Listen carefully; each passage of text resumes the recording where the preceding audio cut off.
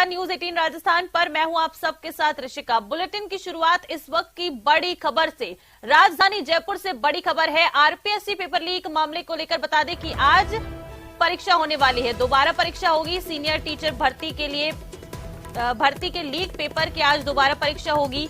Senior teacher group C में विज्ञान विषय का पेपर होगा और ग्रुप डी में संस्कृत और गणित विषय का आज पेपर होगा। 2 पारियों में ये जो परीक्षा है वो आयोजित होगी। परीक्षा के प्रवेश पत्र पहले ही आरपीएससी जारी कर चुका है। ये बड़ी खबर आपको बता रहे हैं। आरपीएससी पेपर लीक मामले को लेकर बता दें कि जो पेपर लीक हुए थे उनकी दोबारा परीक्षा होगी। सीनियर टीचर भर्ती के लीक पेपर की दोबारा परीक्षा होगी। सीनियर टीचर ग्रुप सी में विज्ञान विषय का पेपर होगा और ग्रुप डी में संस्कृत और गणित विषय का पेपर होगा। 2 पारियों में आज ये परीक्षा जो है वो आयोजित होने वाली है। परीक्षा के प्रवेश पत्र आरपीएससी के द्वारा जारी किए जा चुके हैं। बड़ी खबर, बड़ा अपडेट इस वक्त का आपको बता रहे हैं। आरपीएससी पेपर लीक मामले में जो पेपर लीक हुए थे उसकी आज दोबारा परीक्षा होगी। 2 पारियों में ये परीक्षा होने वाली है। ग्रुप सी में विज्ञान विषय का पेपर होगा और ग्रुप डी में संस्कृत और गणित विषय का पेपर होने वाला है।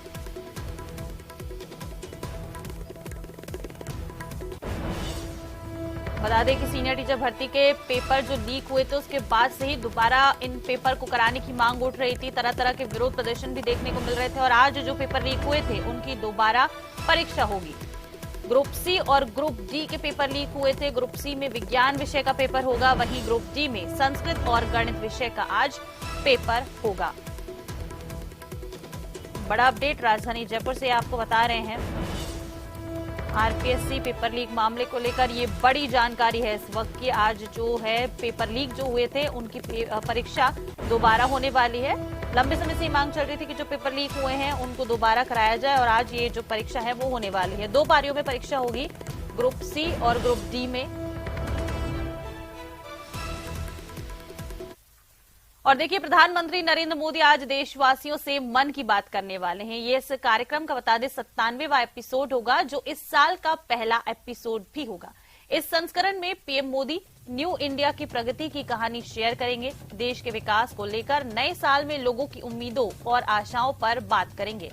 इस एपिसोड में प्रधानमंत्री ज्वार, बाजरा, सावा, कोदो, रागी जैसे मोटे अनाज और इनकी विशेषताओं के बारे में भी बात करेंगे।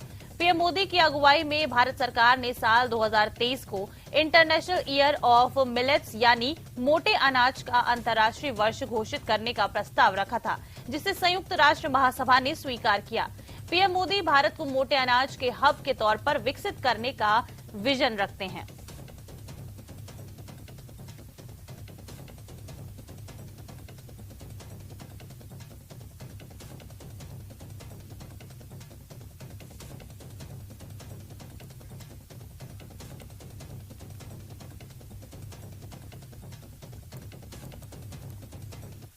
आगे बढ़ेंगे और देखिए, जयपुर संभाग के हाथ से हाथ जोड़ो अभियान से जुड़े कार्यकर्ताओं की रविवार को पीसीसी में बैठक हुई। इस बैठक में जितने लोग अपेक्षित थे उसके आधे भी नहीं पहुंचे। जयपुर संभाग में कांग्रेस के पास 34 विधायक हैं, जिसमें से बैठक में 20 नहीं आए। इनमें से कई मंत्री भी हैं। नहीं आने वाले मंत्री विधायकों को लेकर बैठक में पीसीसी अध्यक्ष गोविंद सिंह डोटासरा और प्रदेश प्रभारी सुखजिंदर सिंह रंधावा ने नाराजगी भी जताई। डोटासरा ने कहा कि जिन्हें नेतागिरी करनी है उसे संगठन के काम में सक्रिय रहना होगा।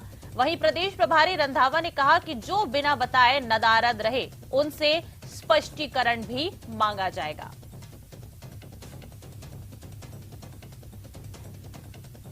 मीटिंग थी, उसमें हाथ से हाथ जोड़ो की और आगे जो कांग्रेस के प्रोग्राम है उनकी बात की गई। जैसे अध्यक्ष जी ने कहा कि कई लोगों की मजबूरी थी, वो नहीं आ सके, तो जो नहीं आए उनसे एक्सप्लेनेशन मांगी जाएगी कि आप क्यों नहीं आए मीटिंग में। मीटिंग कांग्रेस की जरूरी है, पर्सनल काम जो है बाद में होने चाहिए। पॉलिटिकल आदमी जो है उसकी पर्सनल लाइफ नहीं होती। निश्चित रूप से शादियां काफी थी, थोड़े कुछ लोग नहीं आ पाए, उनसे हम लोग व्यक्तिगत रूप से बात करेंगे। जिसका उचित कारण होगा कोई बात नहीं, दोबारा आएंगे। लेकिन जिनका उचित कारण नहीं होगा उनको हम लोग जरूर आगाह करेंगे कि जो भी संगठन का कार्यक्रम हो उसमें आप 100% उपस्थित रहें और जो संगठन एआईसीसी या पीसीसी जो कार्यक्रम देता है वो सब कांग्रेस के नेताओं कार्यकर्ताओं को करना पड़ेगा।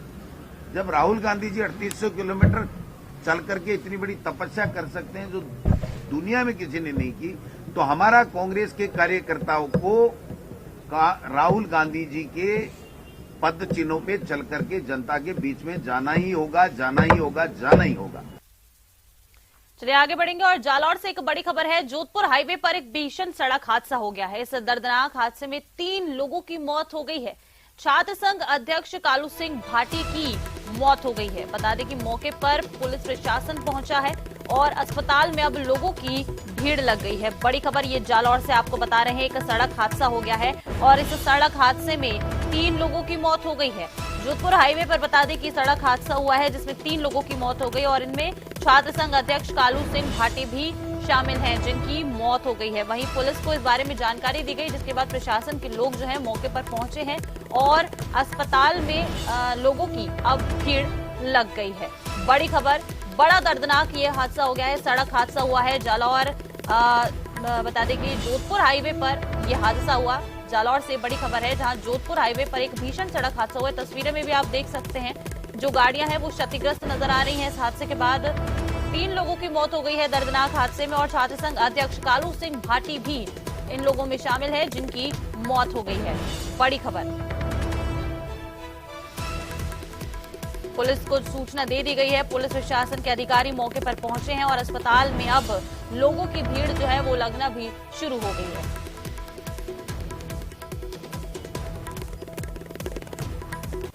तो ये तस्वीरें देखते रहिए आप, आपको दिखा रहे हैं ये जोधपुर हाईवे की तस्वीरें हैं जिसमें आप देखिए कि एक भीषण सड़क हादसा हो गया और कार जो है वो क्षतिग्रस्त हो गई है। हालांकि कैसे हुआ ये हादसा अभी इसकी जानकारी फिलहाल नहीं आई है, वो भी पूरी जुटाने की कोशिश करेंगे, लेकिन तस्वीरों में देखिए सिर्फ अंदाजा लगाया जा सकता है कि बड़ा ही दर्दनाक ये हादसा रहा होगा और तस्वीरों में जो कार है वो क्षतिग्रस्त नजर आ रही है। 3 लोगों की मौत हो गई है जिसमें छात्र संघ अध्यक्ष कालू सिंह भाटी भी शामिल हैं, इनकी भी मौत हो गई है और ये हादसा जो हुआ है वो जोधपुर हाईवे पर हुआ है जिसकी तस्वीरें भी आपको दिखा रहे हैं।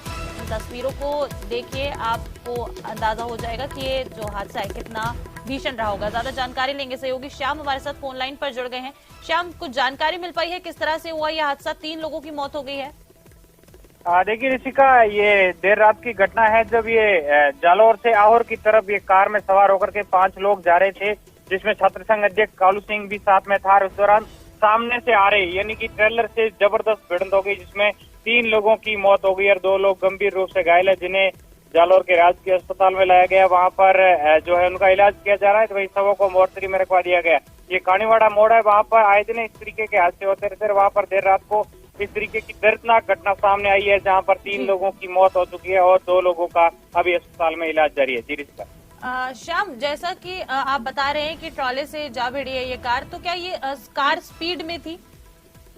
देखिए अभी तक इन चीजों को लेकर स्पष्ट नहीं हुआ, लेकिन जैसे ही घटना की जानकारी मिली पुलिस मौके पर पहुंची और 108 की जो है वो भी मौके पर पहुंच गई थी। आनंद फानन में जैसे ही जानकारी मिली घायलों को अस्पताल में लाया गया, लेकिन जिस तरीके से ये दर्दनाक सड़क हादसा हुआ है कानीवाड़ा मोड़ पर और उसको लेकर पुलिस भी वहां पर पहुंच चुकी थी। इन्वेस्टिगेशन किया जा रहा है कि आखिर ये हादसा कैसे हुआ, इन तमाम चीजों की जानकारी है वो पुलिस दे पाएगी। लेकिन जिस तरीके से ये ऋषि का हादसा हुआ है ये दर्दनाक हादसा है, दुखद हादसा है जिसमें कॉलेज छात्र संघ अध्यक्ष है वो कालू सिंह सहित 2 लोगों की मौत हो गई है और 2 लोग गंभीर रूप से घायल है। बिल्कुल श्याम, एक दर्दनाक हादसा हो गया। अपडेट्स आपसे लगातार इस पूरे मामले को लेकर लेते रहेंगे, नजर बनाए रखिएगा। फिलहाल आपका शुक्रिया। आगे बढ़ेंगे और एक और बड़ी खबर है, अलवर से बड़ी खबर है जहां बानसूर में बदमाशों का आतंक देखने को मिला है। बदमाशों ने व्यापारी से 6,50,000 की लूट की वारदात को अंजाम दिया है। बता दें मोटरसाइकिल पर सवार होकर ये बदमाश आए थे जिन्होंने इस पूरी वारदात को अंजाम दिया और ये वारदात देखिए सीसीटीवी कैमरे में भी कैद हो गई है जिसकी तस्वीरें भी आपको दिखा रहे हैं। बताया जा रहा है कि व्यापारी अपनी दुकान बंद करने के बाद घर लौट रहा था, उसी दौरान ये जो बदमाश है उन्होंने उस पर हमला कर दिया और 6.5 लाख, बता दें कि 6,50,000 कुछ रकम है जो ये लूट कर ले गए हैं। मोटरसाइकिल पर सवार होकर ये जो सारे बदमाश ये आए थे, लेकिन देखिए पूरी जो वारदात है चोरी की ये सीसीटीवी में कैद हो गई। वहीं कहीं आसपास कोई सीसीटीवी लगा हुआ था जिसमें पूरी वारदात कैद हो गई है और इस सीसीटीवी के आधार पर अब पुलिस ने भी अपनी तफ्तीश जो है वो शुरू कर दी है। तस्वीरें अलवर के बानसूर से आपको दिखा रहे हैं। बदमाशों का आतंक देखिए किस तरह से। एक व्यापारी जो है दुकान बंद करके वो अपने घर लौट रहा था, तभी इन बाइक सवार बदमाशों ने उस व्यापारी पर हमला बोल दिया और उससे 6,50,000 की लूट की वारदात जो है वो वहां पर की गई है। मोटरसाइकिल पर सवार होकर ये बदमाश आए थे और करीबन 6,50,000 रुपए की लूट हुई है। गोदाम के आगे मैं खड़ा था और एक मोटरसाइकिल आई, वो सोल बंधे हुए थे और मैंने उसमें खींची पीछे से। मैंने ये बोले बड़े पापा क्या हो रहा है, मैं उसके भाग गया तो उसने मेरे को उसके कॉलर पकड़ी तो उसने मेरे को कुछ हथियार मेरे टाइट पे दिए, मैं गिर गया, वो बच गई। कितना कलेक्शन था? 6-6.5 लाख रुपए तक। दुकानदार भी गिने हुए तो नहीं थे, पर इतना तो करीब होता ही है।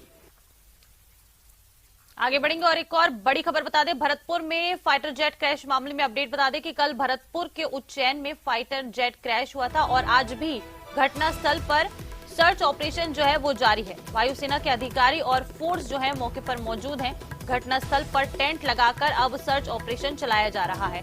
ब्लैक बॉक्स को ढूंढने के लिए सर्च ऑपरेशन जारी है। 500 मीटर के इलाके में बता दें कि मलबा जो है वो फैला हुआ है और बता दें इसके बाद से ही जो पूरा इलाका है उसको सील कर दिया गया है। इलाके में फैले हुए मलबे को बता दें कि इकट्ठा किया जा रहा है। वायुसेना के जवान सर्च ऑपरेशन में जुटे हुए हैं। बड़ी खबर इस वक्त की आपको बता रहे हैं भरतपुर से। कल भरतपुर में एक फाइटर जेट क्रैश हुआ था, जिसमें अपडेट ये है कि घटनास्थल पर अभी भी सर्च ऑपरेशन चल रहा है। लियो साहब मकान हल रो जोरदार थे गिरे को। मैंने बच्चा ने कही सब घर के नहीं थे, बाहर निकलो ये मकान गिरे हो। जो आंधी सी है गई है और धुआं सी छा गई नाटे पूरे।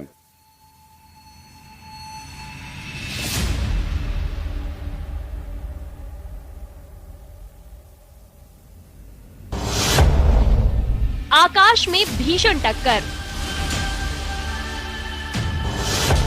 हादसा हो गया भयंकर। आसमान में शोले ही शोले,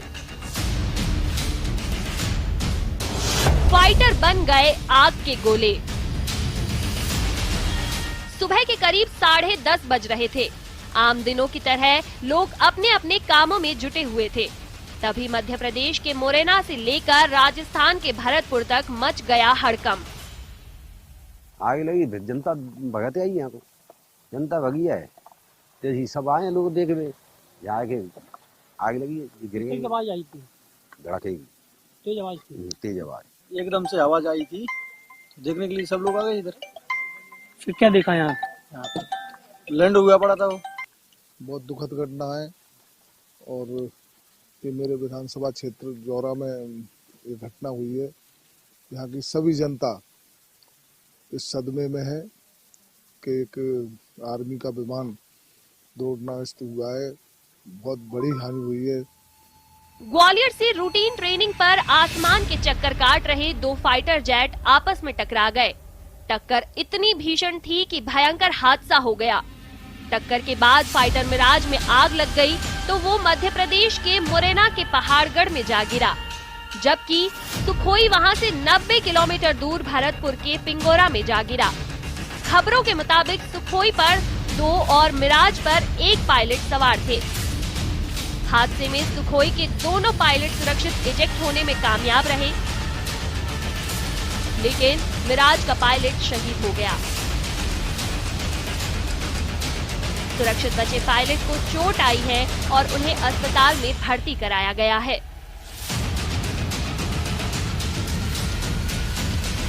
फाइटर प्लेन के हादसे का शिकार होने की खबर मिलते ही भरतपुर प्रशासन हरकत में आ गया। थोड़ी ही देर में प्रशासन की टीम मौके पर पहुंची और राहत बचाव का काम शुरू कर दिया गया।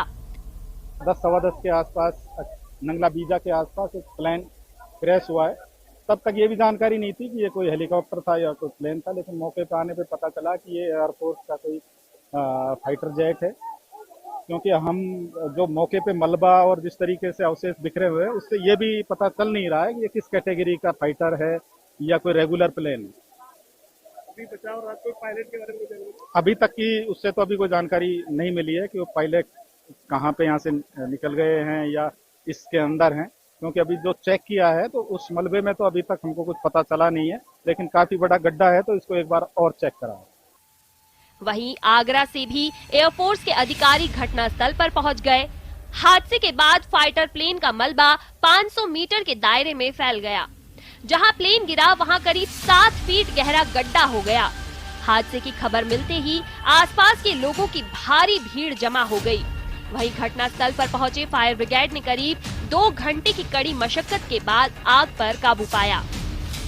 तो सूचना मिली थी कि इंडियन एयरफोर्स के 2 जेट्स, एक सुखोई एक मिराज, जो ग्वालियर एयरबेस से टेक ऑफ किए थे, वो यहाँ मुरैना जिले में पहाड़गढ़ ब्लॉक के मानपुर ग्राम पंचायत क्षेत्र में उसकी डेब्री पाई गई थी। तत्काल प्रशासनिक टीम को मोबिलाइज करा, एम्बुलेंस, फायर टेंडर की व्यवस्था करी और एरिया को कॉर्डन ऑफ कराया गया था। मैं और एसपी साहब खुद भी मौके पे आए। एयरफोर्स की टीम भी अब आ चुकी है। जो प्रारंभिक जानकारी हमको मिली थी उसमें सुखोई के दोनों पायलट सेफली इजेक्ट हो गए थे। वो शुरू में ही इन्वेस्टिगेशन में ट्रेस भी हो गए, उनको एयरलिफ्ट करके मिलिट्री हॉस्पिटल ग्वालियर पहुंचाया गया है। तीसरा मिराज जो प्लेन था, उनके जो पायलट हैं उनके लिए काफ़ी देर तक सर्च मिशन चला। अभी जो रिपोर्ट्स आ रही हैं, अभी वेरीफाइड पूरी तरीके से नहीं हुई है एयरफोर्स द्वारा, लेकिन ऐसा परिलक्षित हो रहा है कि वो कैजुअलिटी हुई है। इस भयंकर हादसे के बीच ये राहत भरी बात रही कि आबादी से ठीक पहले ही फाइटर प्लेन क्रैश हो गया। अगर प्लेन और 50 मीटर आगे गिरता तो सैकड़ों लोग हादसे का शिकार हो सकते थे। इधर वायुसेना मलबे से ब्लैक बॉक्स की तलाश में जुटी हुई है ताकि हादसे के कारणों का पता लगाया जा सके। हादसे के बाद रक्षा मंत्री राजनाथ सिंह ने सीडीएस जनरल अनिल चौहान और वायुसेना प्रमुख Air Chief Marshal V R Chaudhari से पूरे मामले की जानकारी ली। वहीं हादसे की जांच के लिए भारतीय वायुसेना ने कोर्ट ऑफ इंक्वायरी बैठा दी है। Bureau report, news 18 Rajasthan.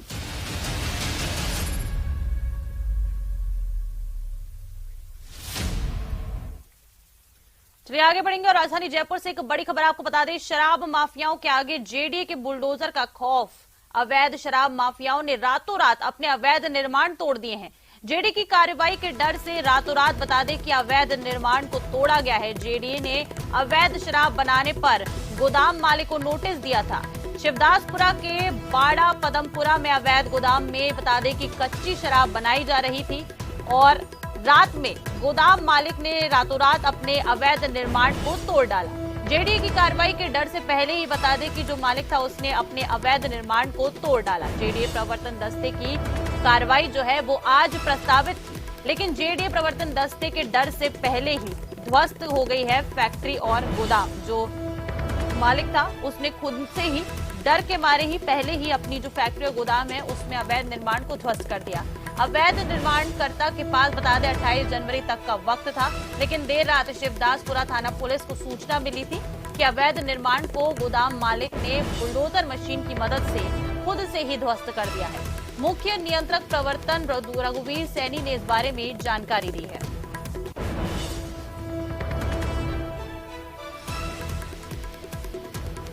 चलिए ज्यादा जानकारी के साथ हमारे साथ रघुवीर सैनी मुख्य नियंत्रक प्रवर्तन जुड़ चुके हैं, उनसे ज्यादा जानकारी लेंगे। जैसा कि जेडीए की कार्रवाई लगातार रघुवीर जी होती रही है, हमने आपसे लगातार इस बारे में चर्चा की है, भले ही वो माफिया हो या पेपर लीक के मास्टरमाइंड हो। अब इस कार्रवाई से देखिए, आपकी कार्रवाई आज प्रस्तावित थी, लेकिन इसके पहले ही जो ये अवैध निर्माण करता था उसने अपने अतिक्रमण को खुद ही ध्वस्त कर दिया। नमस्ते। देखिएगा कि जो अवैध शराब की अवैध फैक्ट्री और उसके 3 जगहों पे भंडारण के मामले जो आए थे, पुलिस ने पकड़े थे, उसके प्रति राज्य सरकार की 0 टॉलरेंस की नीति थी। इसी के तहत हमने हमारी टीमें भेज करके और उनके अवैध निर्माणों को चिन्हित करते हुए उनको नोटिस दे करके और अवैध निर्माणों को हटाने हेतु पाबंद किया था जी। कल सायं 28 जनवरी को 5 बजे तक का समय था। अवैध जो शराब की अवैध फैक्ट्री थी और 2 उसके भंडारण के, वाटिका रोड पे वसुंधरा नगर का और एक गवार ब्राह्मण में जो उनके भंडारण थे वो कल तक हटाए जा चुके थे जी। कल एक शिवदासपुरा में बड़ा पदमपुरा रोड पर एक करीब 138 वर्ग गज का भूखंड के 0 सेटबैक पे बनते हुए गैर अनुमोदित आवासीय योजना में मकान था, जहां ये अवैध भंडारण अवैध शराब का हो रहा था जी, उसको हटाया नहीं गया था। कल प्रातः हमने पुनः उसको विधिक नोटिस देकर के पुनः पाबंद किया था कि आपका ये पूरा अवैध निर्माण है, आप हटा लीजिएगा। बिल्कुल रघुवीर जी, इससे पता चलता है कि जीडीए का खौफ जो है वो माफियाओं में किस कदर बढ़ गया है कि वो लोग खुद ही डर के मारे पहले अपने जो अतिक्रमण है उसको ध्वस्त कर रहे हैं। शुक्रिया आपका हमारे साथ जुड़ने के लिए। आगे बढ़ेंगे और अब बात करेंगे सर्दी की। प्रदेश में पश्चिमी विक्षोभ के सक्रिय होने से मौसम में बदलाव होना शुरू हो चुके हैं। पश्चिमी विक्षोभ का असर आज भी देखने को मिल रहा है। मौसम विभाग ने 14 जिलों के लिए ऑरेंज अलर्ट जारी किया है, तो वहीं कई जिलों के लिए येलो अलर्ट भी जारी किया गया है। आज सुबह से ही दौसा, टोंक और जालौर में झमाझम बारिश जो है वो हो रही है। तो पश्चिमी विक्षोभ जो है वो सक्रिय हो गया है और इसका असर जो है अब वो लगातार देखना शुरू हो चुका है। बता दें कि कई जगह मौसम में बदलाव शुरू हो चुके हैं। इस विक्षोभ का असर आज भी देखने को मिल रहा है।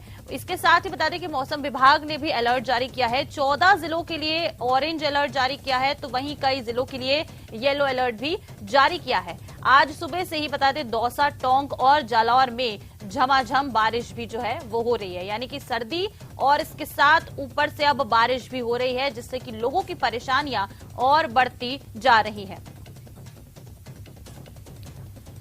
तो चलिए ज्यादा जानकारी लेंगे मौसम को लेकर। हमारे सहयोगी टोंक से दौलत जुड़ रहे हैं और झुंझुनू से कृष्ण सिंह हमारे साथ जुड़ रहे हैं। दौलत, सबसे पहले आपके पास आते हुए, जैसे कि पश्चिमी विक्षोभ सक्रिय हो चुका है, अगर हम बात करें सबसे पहले टोंक की, तो टोंक में फिलहाल क्या कुछ स्थिति बनी हुई है? जैसे कि आपके पीछे तस्वीरों में भी नजर आ रहा है कि जो सड़कें हैं वो सुनसान हैं। इस विक्षोभ का क्या कुछ असर टोंक में देखने को मिल रहा है? दौलत, बिल्कुल ऋषिका, मैं आपको बताना चाहूंगा कि जिस तरह से पश्चिमी विक्षोभ का असर देखा जा रहा है और मौसम विभाग ने जिस तरह से चेतावनी भी जारी की थी, अलर्ट भी जारी किया था, और 29 तारीख यानी आज के ही अलर्ट ये था। और आज रात 12:30 बजे से ही टोंक जिले में रुक रुक कर और कभी लगातार बारिश जो है वो हल्की और मध्यम तरह की बारिश जो है वो लगातार तेज गर्जना के साथ हो रही है। बारिश जो है वो गेहूं के लिए तो ये गोल्डन ड्रॉप के तौर पर देखा जा रहा है, लेकिन जिन जगहों पर सरसों की फसल कट चुकी है या खेतों में पड़ी है या पकी हुई है, उनके लिहाज से ये काफी यानी कि नुकसानदायक है। मैं आपको तस्वीरों के जरिए दिखाना चाहूंगा कि जिस तरह से आप देख सकते हैं सुबह की शुरुआत है वो धुंध है काफी सड़कों पर, सड़कें सूनी है हालांकि, और जो ग्रामीण इलाकों में देखेंगे तो ये धुंध और भी ज्यादा हो जाती है। और जो बारिश है वो अभी रुकी हुई है हालांकि, लेकिन रात को 1 बजे से लेकर के लगातार ये बारिश है वो तेज गर्जना के साथ, कई जगह हवाओं के साथ बारिश लगातार जारी है। और ये बारिश जो है वो गेहूं की, जैसा कि मैं पहले बता चुका हूं, गेहूं के लिए अच्छी है, लेकिन कई फसलों के लिए ये नुकसान वाली बारिश है। मौसम विभाग ने ये आज का ही अलर्ट दिया, हालांकि ये आज शाम तक कई इलाकों में किस तरह से ये अपना रूप दिखाती है। हालांकि कई जगह जो है यानी देवली में रात को ओले भी गिरे थे, और पिछले दिनों जो शीत लहर हुई थी उसके बाद जैसे टोडा रायसिंह के खरेड़ा समेत कई ग्रामीण इलाके हैं जहां पर फसलों का नुकसान हुआ था, फसलों को मुआवजे की जो मुख्यमंत्री बात कर चुके थे गिरदावरी कराने की, कई इलाकों के किसान कल मिले थे। उनका कहना था कि जो पिछले दिनों में खराबा हुआ था उसका मुआवजा भी गिरदावरी होकर के अभी तक नहीं मिला। और ऐसे में अब जो इस अगर बारिश के बाद में अगर यानी फसल खराबा होता है तो किसानों के सामने काफी मुश्किलें आ जाएगी।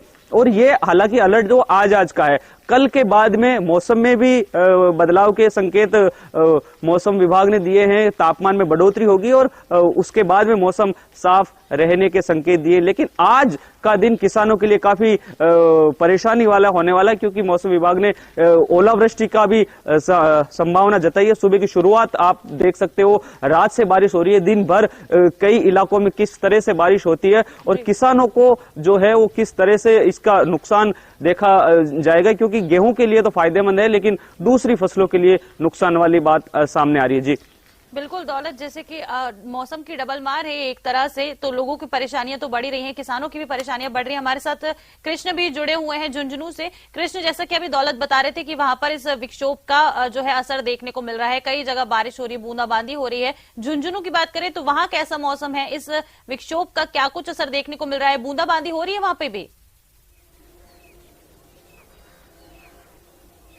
जी ऋषिका, मैं आपको बता दूं कि पश्चिमी विक्षोभ के चलते झुंझुनू में भी है वो मौसम में बदलाव देखा जा रहा है। अल सुबह से ही झुंझुनू में है वो सर्द हवाएं हैं वो चल रही है। वहीं मौसम विभाग की ओर से झुंझुनू के लिए आज ऑरेंज अलर्ट जारी किया गया है और ऑरेंज अलर्ट में जो है मेघ गर्जना के साथ ओलावृष्टि की चेतावनी दी गई है। तो किसान है वो खासे चिंतित है कि पिछले दिनों जो शीतलहर के कारण सरसों की फसल को काफी नुकसान हुआ था, अगर ओलावृष्टि होती है तो किसानों पर दोहरी मार पड़ेगी और जो सब्जियों और सरसों की फसल पर है वो अति नुकसान होगा। और साथ ही जो गिरदावरी को लेकर भी लगातार उपखंड स्तर पर और जिला मुख्यालय पर किसानों द्वारा और भाजपा के नेताओं द्वारा प्रदर्शन किया जा रहा है और किसानों का कहना है कि सही तरीके से गिरदावरी नहीं हो रही है और जो फसलें हैं वो ज्यादा खराब हुई है और जो खराबा है वो कम दिखाया जा रहा है। ऐसे में अगर आज मौसम विभाग का जो पूर्व अनुमान है वो सही साबित होता है और ओलावृष्टि होती है तो किसानों के लिए अति चिंतनीय विषय होगा। जी बिल्कुल कृष्ण, जिस तरह से किसानों के लिए तो ये मौसम जो है वो खराब हो ही सकता है, लोगों के लिए भी खराब होगा, मौसम की डबल मार पड़ रही है। बहुत शुक्रिया आप दोनों ही सहयोगियों का हमारे साथ जुड़ने के लिए और तमाम तस्वीरें साझा करने के लिए।